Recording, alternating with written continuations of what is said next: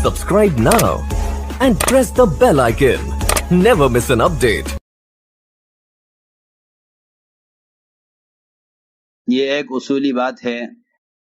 کہ دنیا کی مختلف چیزوں سے فائدے اٹھانے کے لیے مخصوص طریقے ہیں۔ دنیا کی مختلف چیزوں سے فائدے اٹھانے کے لیے مخصوص طریقے ہیں۔ دوا کیسے استعمال کی جائے گی، یہ مشین کیسے چلائی جائے گی، یہ گاڑی کیسے چلائی جائے گی، دنیا کی جتنی بھی چیزیں ہیں ان کے استعمال کے مخصوص طریقے ہیں۔ اگر ان طریقوں میں ذرہ برابر بھی فرق آ جائے تو ان سے وہ فائدہ حاصل نہیں ہوتا بلکہ بڑا نقصان ہو جاتا ہے، مشین ضائع ہو جاتی ہے، فائدہ حاصل نہیں ہوتا۔ آپ جانتے ہیں ہر مشین کے ساتھ ایک کتاب آتی ہے کہ اس مشین کو استعمال کیسے کرنا ہے، اس کو تفصیل سے دیکھ کر غور کر کے پڑھا جاتا ہے، اس کے مطابق اس کو استعمال کیا جاتا ہے۔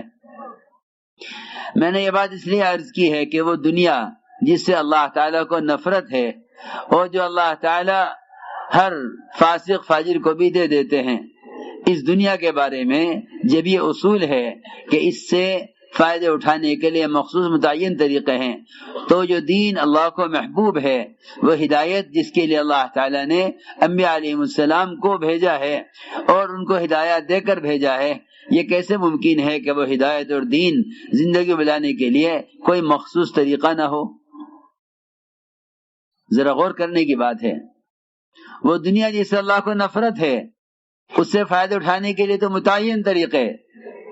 اور جو دین جو اللہ کو محبوب ہے اور اللہ کا ضابطہ ہے، اس دین کے بارے میں آج کل لوگ یہ کہنے لگے ہیں کہ دین کے لیے کوئی خاص طریقہ نہیں ہے، دین تو کسی بھی طریقے سے آ جائے گا۔ ایسا نہیں ہے، بلکہ حضور اکرم صلی اللہ علیہ وسلم نے جس طرح اس امت کو نماز کے طریقے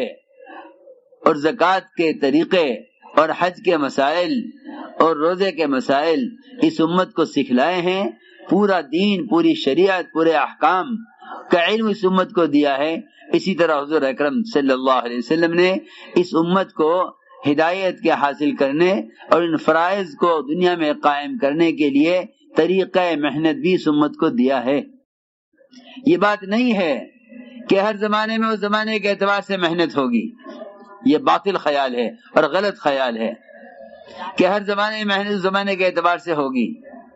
یا ہر زمانے میں تبلیغ اس زمانے کے حالات، اس زمانے کے آلات اور اس زمانے کی چیزوں اور اس زمانے کے نشر و اشاعت کے ذرائع سے ہوگی۔ نہیں، خدا کی قسم یہ بات نہیں ہے، بلکہ محمد صلی اللہ علیہ وسلم جس طرح احکام شریعت قیامت تک کے لیے لائے ہیں، جیسے احکام شریعت قیامت تک کے لیے لائے ہیں، اس طرح حضور اکرم صلی اللہ علیہ وسلم اس امت کو ہدایت کے حاصل کرنے کے لیے محنت اور طریقہ محنت بھی قیامت تک دے کر گئے ہیں۔ جس طرح آپ صلی اللہ علیہ وسلم کے طریقہ وضو کا، طریقہ استنجا کا، طریقہ کھانا کھانے کا، طریقہ کپڑے پہننے کا، ان تمام سنتوں میں قیامت تک کوئی ان کا بدل نہیں لا سکتا، تو جو نبی کی بعثت کا مقصد دعوت اللہ ہے، اس میں نئے طریقے کیسے لائے جا سکتے ہیں اور ان طریقوں کو کیسے بدلا جا سکتا ہے جب آپ کی کھانا کھانے استنجا کرنے کی سنت کا کوئی بدل نہیں، تو آپ کی بعثت کا مقصد دعوت اللہ، اس کا کوئی نیا طریقہ، اس کے لیے کوئی نیا راستہ کیسے حاصل، کیسے جاری کیا جا سکتا ہے اور کیسے کوئی نیا طریقہ ایجاد کیا جا سکتا ہے؟ امت کو ہدایت کا حاصل کرنے کے لیے اور امت کو دین زندگی میں لانے کے لیے پلٹ کر اسی طریقہ محنت کی طرف جانا پڑے گا جو طریقہ محنت محمد صلی اللہ علیہ وسلم اور آپ کے صحابہ کا ہے۔ امام مالک رحمۃ اللہ فرماتے ہیں اس امت کے بعد والے سدھر نہیں سکتے، اس امت کے بعد والے ہدایت حاصل کر نہیں سکتے، اس امت کے بعد والے صلاح اور تربیت پا نہیں سکتے جب تک امت وہ نہ کرے جو امت کے پہلو نے کیا ہے۔ اس لیے میں نے یہ بات عرض کی ہے کہ ہمیں سب کو غور کرنا چاہیے کہ وہ کیا طریقہ محنت ہے، جس طریقہ محنت سے دلوں میں ہدایت کا نور اترتا ہے، جس طریقہ محنت پر اللہ کی طرف سے ہدایت کا وعدہ ہے۔ جہد ایک اور دعوت اللہ ایک طریقہ محنت کا نام ہے، کسی تنظیم کا نام دعوت نہیں ہے، کسی جماعت کا نام دعوت نہیں ہے، بلکہ محمد صلی اللہ علیہ وسلم نے امت کو تربیت اور ہدایت کے لیے جن اعمال پر جمع کیا تھا، ان اعمال پر جمع ہونا، ان اعمال کا ماحول قائم کرنا، یہ اصل ہدایت کا سبب اور اصل ہدایت کا ذریعہ ہے۔ میں نے عرض کیا کہ ہدایت تربیت مطلوب ہے، مگر ہدایت کے حاصل کرنے کے لیے وہ طریقہ محنت اختیار کرنا ہوگا جو طریقہ محنت محمد صلی اللہ علیہ وسلم اور آپ کے صحابہ کا تھے۔ دعوت الی اللہ کسے کہتے ہیں؟ قرآن نے کھول کر کہا ہے کہ امت دعوت کے بغیر نجات نہیں پا سکتی۔ قرآن نے کھول کر کہا ہے کہ امت دعوت کے بغیر وحی کی برکات حاصل نہیں کر سکتی۔ صحیح روایت ہے کہ اگر امت دعوت چھوڑ دے تو وحی کی برکات سے اور دعاؤں کی قبولیت سے محروم کر دی جائے گی۔ وہ دعوت کیا ہے؟ سب سے پہلے غور کیا جائے کہ وہ دعوت کیا ہے۔ وہ دعوت آپ صلی اللہ علیہ وسلم کا طریقہ محنت ہے کہ ہر فرد کے پاس خود جا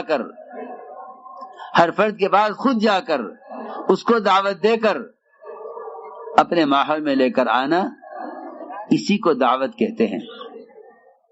اسی کو دعوت کہتے ہیں کہ ہر فرد کے پاس خود چل کر جانا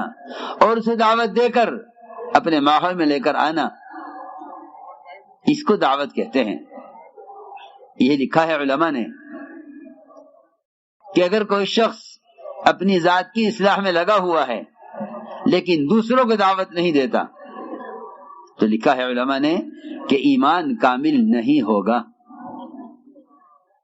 ایک شخص ہے، نماز پڑھتا ہے، روزہ رکھتا ہے، حج کیے ہوئے ہے، زکوٰۃ دیتا ہے، رمضان کے روزے رکھتا ہے، سنتوں کا اہتمام کرتا ہے، گناہوں سے بچتا ہے، لیکن اس کے ایمان کی تکمیل اور اس کے ایمان کا کمال اس میں ہے، اس کے ایمان کا کمال اس میں ہے کہ یہ دوسروں کو ان تمام احکام پر آمادہ کرے جو احکام محمد صلی اللہ علیہ وسلم لے کر آئے ہیں۔ ایمان کی تکمیل اس دعوت میں ہے، اور دعوت امر بالمعروف اور نہی عن المنکر ہے، لیکن یہ بات ذہن میں سب کے رہے کہ امر بالمعروف اور نہی عن المنکر، بھلائی کا حکم کرنا، برائی سے روکنا، اس کا ایک متعین طریقہ ہے اور امت اس طریقے کی پابند ہے۔ یہ نہیں کہ اس زمانے میں امر بالمعروف کا یہ طریقہ ہے، اگر خدا نہ کرے ایسا ہوا تو دین کی دعوت اور امر بالمعروف اور نہی عن المنکر جو اس امت کے ذمے ایک ایسا فریضہ ہے جس کو ادا کیے بغیر امت نجات نہیں پا سکتی، یہ دعوت کا فریضہ مشینیں، دنیا جہان کے آلات اور ذرائع وہ یہ فریضہ ادا کریں گے۔ مسلمان جس کے ذمے یہ فریضہ ادا کرنا کیا گیا تھا، یہ اس فریضے کو یہ سوچ کر چھوڑ دے گا کہ اب بات کے پھیلانے کے، پہنچانے کے ذرائع ہو گئے ہیں، لہذا ہمیں کرنا ضروری نہیں ہے۔ اس طرح بھی تبلیغ ہو سکتی ہے، ایسے بھی تبلیغ ہو سکتی ہے۔ میں عرض کر رہا کہ دعوت امر بالمعروف اور نہی عن المنکر جو امت کی نجات کے لیے شرط ہے، اس فریضے کا ادا کرنا مسلمان کے اپنے ذمے ہے، مسلمان کے اپنے ذمے ہے کہ یہ خود اس کام کو کرے، یہ خود اس کام کو کرے۔ اس لیے دعوت کی ایک عملی شکل ہے، جیسے عبادت کی ایک عملی شکل ہے جس کو مسلمان خود ادا کرتا ہے۔ روزہ اس کا اپنا عمل ہے، نماز اس کا اپنا عمل ہے، حج کرنا اس کا اپنا عمل ہے، ایسے ہی دعوت الی اللہ مسلمان کا خود اپنا ایک عمل ہے جس کے لیے بدن کا استعمال عبادت کی طرح ضروری ہے۔ میں کچھ کہنا چاہتا ہوں، جس کے لیے بدن کا استعمال عبادت کی طرح ضروری ہے۔ میں نے رات بھی عرض کیا تھا، جیسے عبادت میں اس کے بدن کا کوئی متبادل نہیں ہے، اس طرح دعوت الی اللہ میں بھی اس کے بدن کا کوئی متبادل نہیں ہے۔ ہماری بات بہت توجہ چاہتی ہے، اس لیے کہ دعوت الی اللہ کی سنت پر رواج غالب آ رہا ہے، جیسے شادیوں پر رواج غالب آ رہا ہے، اذکار پر، تلاوت پر رواج غالب آ رہا ہے، ضروریات زندگی پر رواج غالب آ رہا ہے، سنتیں مغلوب ہو رہی ہیں، اسی طرح دعوت پر بھی رواج غالب آ رہا ہے، دعوت کی سنتیں ختم ہو رہی ہیں۔ میں مثال دے کر آپ سے عرض کرتا ہوں کہ جب مسلمان یہ سوچے گا کہ اس زمانے میں بات کے پہنچانے کے ذرائع اور سہولتیں ہیں، کیوں نہ انہیں استعمال کیا جائے دین کی باتوں کو پھیلانے کے لیے، بجائے خود پھرنے کے، کیوں مشقت میں پڑے؟ کیوں مشقت میں پڑے؟ مشقت سے بچو، سہولتیں پیدا کرو۔ یہ دھوکہ ہے شیطان کا، یہ دھوکہ ہے شیطان کا کہ آسانی پیدا کرو، آسانی۔ آسانی کا مطلب یہ نہیں تھا کہ محمد صلی اللہ علیہ وسلم کے دعوت اللہ کے طریقوں کو ختم کیا جائے اور اس زمانے کی سہولت کی شکل کو اختیار کیا جائے، حدیث کا ہرگز مطلب یہ نہیں ہے، بلکہ جب یہ دعوت آلات پر آئی تو میں عرض کرتا ہوں، ہم ایک ملک میں گئے،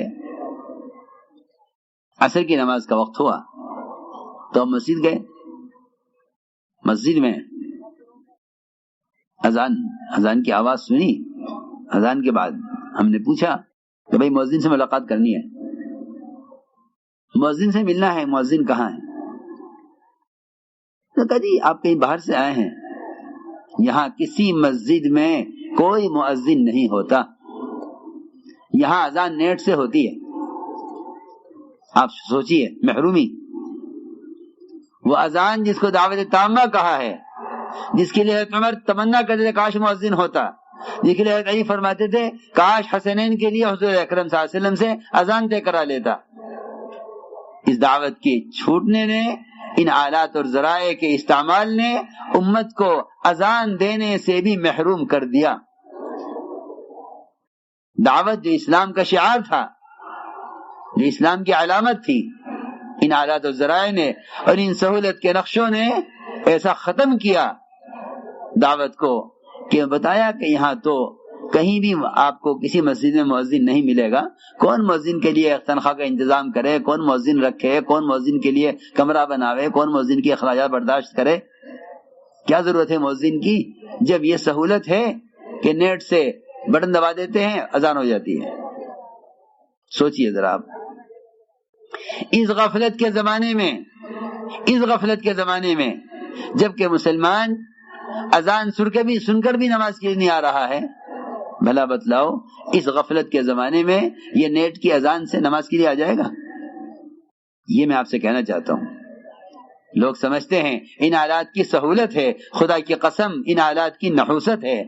جس نے امت کو سب سے پہلے سنت دعوت سے ہٹایا، جس دعوت کو اللہ تعالیٰ نے بڑی بڑی بادشاہتوں کے مغلوب ہونے اور جس دعوت کو اللہ تعالیٰ نے مسلمانوں کے غالب آنے کا اصل سبب قرار دیا تھا، کیونکہ قرآن میں ہے ان تنصروا اللہ ینصرکم، اگر تم اللہ کے دین کے مددگار ہو، کیونکہ اللہ کے دین کی مدد صرف دعوت کو کہتے ہیں، میری بات یاد رکھیو، اللہ کے دین کی مدد صرف دعوت کو کہتے ہیں، اللہ کے دین کی مدد صرف دعوت کو کہتے ہیں۔ کیوں؟ اس لیے کہ دین کی مدد یہ ہے کہ ایک مسلمان اللہ کے فرائض پر آ جائے، اللہ کے بندے اللہ کے دین میں داخل ہو جائیں۔ قرآن نے تو نصرت اسی کو کہا ہے، اذا جاء نصر اللہ والفتح، اس زمانے میں تو ملک و مال کا ہاتھ میں آ جانا فتح سمجھی جاتی ہے، اور دشمن پر غلبہ پانے کو نصرت سمجھتے ہیں۔ ملک و مال ہاتھ آ جائے یہ فتح ہو گئی، اور مسلمان غالب آ جائے یہ نصرت ہو گئی، ایسا نہیں ہے، بلکہ قرآن نے نصرت اس کو کہا ہے، رأیت الناس يدخلون فی دین اللہ افواجا، کہ نصرت یہ ہے کہ آپ دیکھیں کہ بڑی بڑی علاقے اور قومیں فوج در فوج اسلام میں داخل ہو رہے ہوں، اس کو اللہ کی نصرت کہتے ہیں۔ میں نے عرض کیا کہ دعوت ایک عملی محنت ہے، دعوت ایک عملی محنت ہے، جس طرح عبادت ایک عملی فریضہ ہے بدن کے استعمال کا، خدا کی قسم دعوت بھی اسی طرح ایک عملی فریضہ ہے بدن کے استعمال کا۔ حضور اکرم صلی اللہ علیہ وسلم نے صحابہ کرام کو ایک طریقہ محنت پر ڈالا تھا، وہ طریقہ محنت یہ تھا کہ تم دعوت دے کر ایک آدمی کو اپنے کسی بھی طرح اس کے ماحول سے نکال کر اپنے ماحول میں لاؤ۔ میرے دوستو عزیزو، اسی علماء نے لکھا ہے کہ ایمان کا کمال اس میں ہے، ایمان کا کمال اس میں ہے کہ تم مسجد سے باہر سے لوگوں کو دعوت دے کر انہیں سمجھا کر اپنے ساتھ انہیں مسجد کے ماحول میں لے کر آؤ۔ یہ امر معروف و نہی عن المنکر کی اصل عملی شکل یہی ہے جو بالکل امت میں سے ختم ہو چکی ہے۔ لوگ کتابوں میں اوامر لکھ کر، اخباروں کے کالموں میں منکرات کو لکھ کر سمجھتے ہیں کہ یہ دعوت کا طریقہ ہے۔ نہیں، یہ دعوت کا طریقہ نہیں ہے۔ اس دعوت کے طریقے سے ایمان کی تکمیل نہیں ہوگی۔ کتابوں میں اوامر کو چھاپ دینے سے اور پوسٹروں میں حرام لکھ دینے سے، اگر آپ میں سے کوئی مالدار ہو اور وہ دین کی خدمت اس کو سمجھے کہ میں بہت ہزاروں لاکھوں کی تعداد میں پوسٹر چھپواؤں جس پہ لکھوں سود کھانا حرام ہے، اور یہ سارے پوسٹر اور بازاروں میں دکانوں پر چپکا دیے جائیں جس سے لوگ سود کھانا چھوڑ دیں، تو میں سمجھتا ہوں کہ اس سے سود کے چھوڑنے کی اور اس حرام سے بچنے کی استعداد کبھی پیدا نہیں ہوگی۔ کیوں؟